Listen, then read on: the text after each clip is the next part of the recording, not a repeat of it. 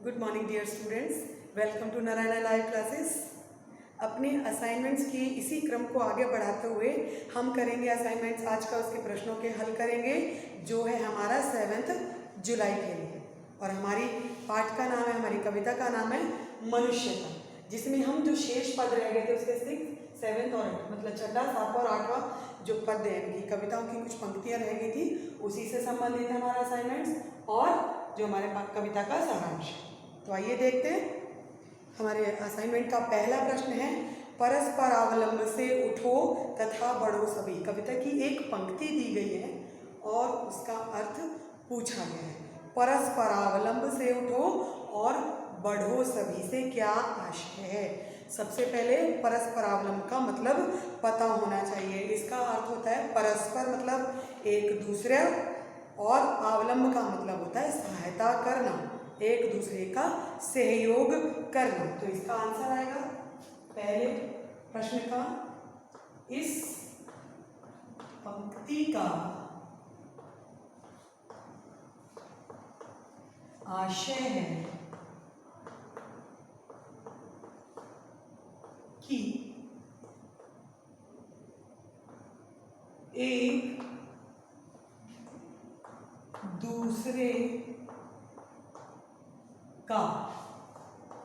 दूसरे का सहारा लेकर सभी आगे बढ़ो। और सीधी सी बात है कि अगर हम किसी कार्य में आगे बढ़ते हैं तो हमें कहीं ना कहीं दूसरों की सहायता की आवश्यकता पड़ती ही है। तो अगर हम एक दूसरे की सहायता करेंगे तो हमें कोई भी किसी भी प्रकार की परेशानी का सामना या कष्ट का सामना नहीं करना पड़ेगा। हमारा दूसरा प्रश्न है, देवता मनुष्य को क्या प्रेरणा देते हैं या दे रहे हैं। आइए देखते हैं। देवता मनुष्य को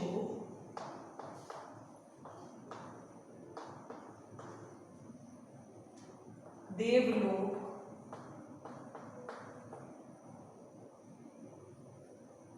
आने की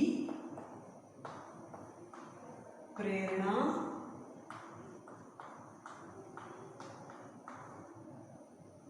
दे रहे हैं। अब ऐसा क्यों कहा गया पंक्ति में? आखिर क्यों देवता मनुष्य को देवलोक आने के लिए कहेंगे? क्यों? क्योंकि जो उदार व्यक्ति होते हैं, जो अच्छे मन वाले व्यक्ति होते हैं, जो दूसरों की सहायता करते हैं, वो भी तो देवता तुल्य होते हैं। और देवताओं को कहाँ रहना चाहिए? देवलोक में। तो इस और प्रेरणा देने का मतलब ये है कि अगर हर व्यक्ति इसी प्रकार से उदारता दिखाएगा तो कहीं ना कहीं उसे देवलोक में स्थान अवश्य मिलेगा। इसीलिए देवता मनुष्य को देवलोक में आने की प्रेरणा देने का अर्थ यहाँ पर है कि वो हमेशा हर व्यक्ति को अच्छे कार्य करने की प्रेरणा दे रहे हैं। ओके, चलिए तीसरा प्रश्न देखते हैं। इसमें जो हमारी पंक्ति में एक शब्द लिया गया है उसका अर्थ पूछा है, अमर्त्य अंक। शब्द है अमर्त्य अंक, इसका अर्थ पूछा। इसका अर्थ है, पहले आपको अलग अलग दोनों शब्दों का अर्थ पता होना चाहिए। अमर्त्य मीन्स जो मरते नहीं है, कौन होते हैं? देवता। और अंक यहाँ पर किसी गिनती के लिए नहीं बल्कि गोद के लिए आया। अगर अनेकार्थक शब्द के रूप में देखें तो अंक का अर्थ क्या होता है? गोद। तो अमर्त्य अंक का मतलब क्या होगा यहाँ पर? देवताओं की गोद, देवताओं की गोद। ओके, क्योंकि अर्थ हम तभी लिख पाएंगे जब हमें ये शब्द समझ में आएगा। चलिए नेक्स्ट देखते हैं। इसके बाद हमारा चौथा प्रश्न है, उसमें अपंक शब्द का अर्थ पूछा है। अपंक, अपंक का अर्थ,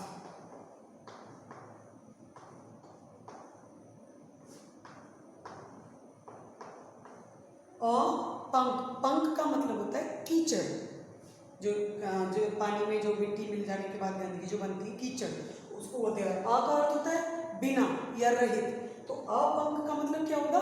कीचड़ रहित, कीचड़ रहित। आपको पता है कमल का जो फूल होता है वो कहाँ जन्म लेता है? पानी में, ठहरे हुए पानी में। तालाब होते हैं, मतलब वो एक तरीके से गदीला पानी होता है, गंदा पानी होता है, कीचड़ का पानी होता है, वहीं पर कमल का पुष्प जो है वो जन्म लेता है। इसीलिए उसे पंकज कहते हैं।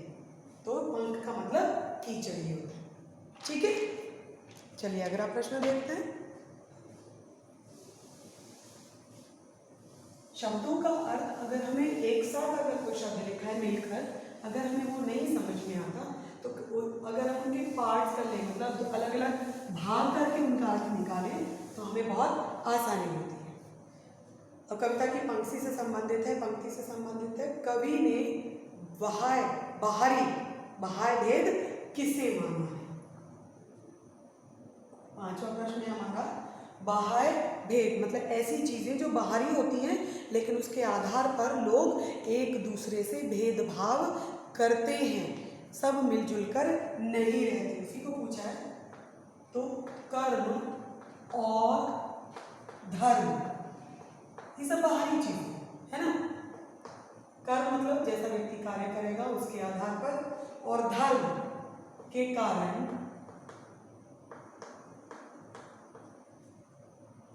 उत्पन्न भिन्नता, भिन्नता का मतलब अलग अलग होना, जो मानते हैं भिन्नता को कवि ने बाहर बोलते हैं, बाहरी भेद माना है।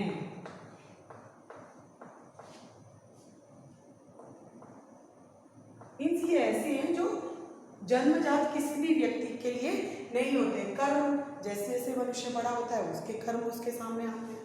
धर्म का भी आधार जन्म से कभी भी कोई भी किसी भी धर्म से संबंधित नहीं होता, उसके बाद ही उसका धर्म निश्चय किया जाता है। लेकिन फिर भी सब जानते हैं उसके बावजूद इस धर्म और कर्म के आधार पर एक दूसरे में भिन्नता की जाती है। हमारा अगला प्रश्न है, वेद किस सत्य को उद्घाटित करते हैं? जो हमारे वेद पुराण है वो आखिर किस सत्य को, किस सच्चाई को उजागर करते हैं? उद्घाटित करने का मतलब उजागर करना, बताना, और कई कई प्रकार के उदाहरण देकर। छोटी छोटी कथाएं होती है वेदों पुराणों में जिसके माध्यम से हमें सच्चाई और वास्तविकता को बताया जाता है। सब में एक ही ईश्वर है, मतलब भगवान जो है सबके अंदर एक ही है, एक ही जैसा है। कोई अलग अलग धर्म के आधार पर जैसे हम लोग बांट देते हैं ईश्वर को, ऐसा कुछ नहीं है, सबका वो एक ही है, जो शक्ति है वो केवल एक ही है। वेद इस रहस्य को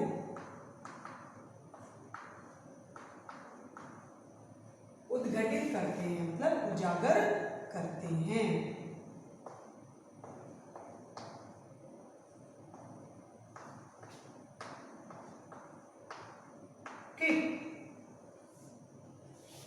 हमारा नेक्स्ट है, कवि के अनुसार अनर्थ क्या है? मतलब ऐसी चीज जो बहुत बुरी होती है, बहुत व्यर्थ होती है, कभी नहीं करना चाहिए। बहुत सबसे बड़ी गलत बात क्या होती है वो है, कवि के अनुसार अनर्थ क्या है, पूछा गया है। तो कवि के अनुसार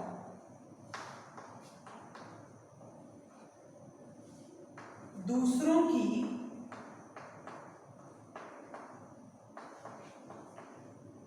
सहायता न करना ही अनर्थ है। कि दूसरों की सहायता करना ही ना करना ही अनर्थ है।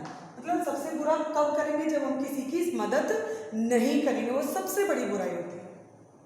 हमारा अगला प्रश्न है, हमें अपने इच्छित मार्ग पर किस प्रकार चलना चाहिए? इच्छित का मतलब अपनी इच्छा से।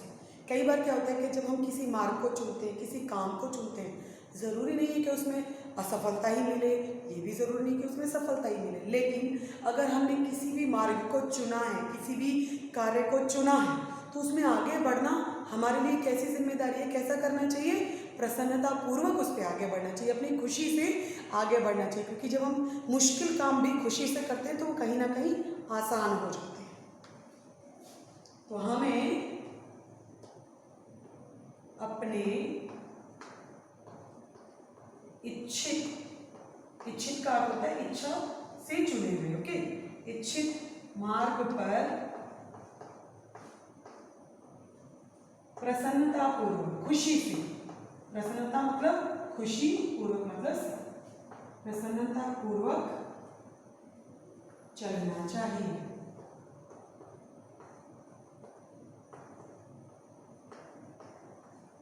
ठीक है,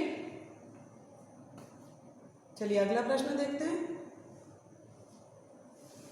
खुशी से करते हैं, जैसे मैंने अभी कहा, खुशी से करेंगे तो मुश्किल काम भी आसान हो जाएगा, उसमें आनंद भी आएगा और आपको संतोष भी प्राप्त होगा।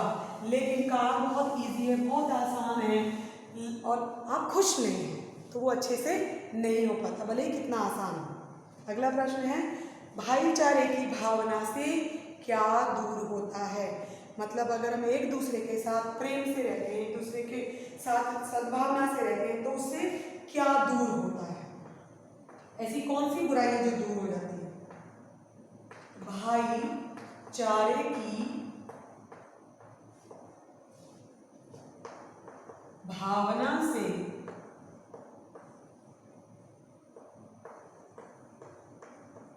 आपसी का मतलब होता है एक दूसरे से संबंध, आपसी वैमनस्य, आपसी वैमनस्य, वैमनस्य का अर्थ होता है दुश्मनी, दूर होता है। वैमनस्य जो है दूर हो जाता है, जो दुश्मनी होती है, जो वैर भाव होता है एक दूसरे के प्रति, वो दूर हो जाता है। क्यों? सब मिलकर रहेंगे तो सीधी सी बात है, दुश्मनी खत्म हो जाएगी। चलिए हमारा अंतिम प्रश्न देखते हैं। अतर्क एक पंथ, फिर से वही कविता के एक अंश को लिया गया, एक पंक्ति के अंश को लिया गया, उसका अर्थ हमसे पूछा है। अतर्क एक पंथ, अतर्क एक पंथ, इसका अर्थ पूछा, अभिप्राय पूछा है।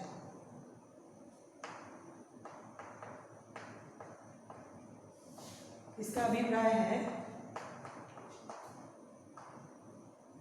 एकता की राह विवाद रहित, एकता की राह विवाद रहित मीन्स जब हम किसी भी राह पर चलते हैं बिना किसी प्रकार के विवाद के, बहस किए, तो यूनिटी मतलब सब लोग एक हो जाते हैं, तो उसी राह को अतर्क एक पंथ कहा गया। पंथ मतलब रास्ता, अतर्क मतलब बिना किसी विवाद के, और एक यहाँ पर एकता के लिए किया गया। ठीक है, तो अतर्क एक पंथ का अर्थ है एकता की राह बिना विवाद के, यानी कि विवाद रहित। Okay, that's all for today, thank you so much.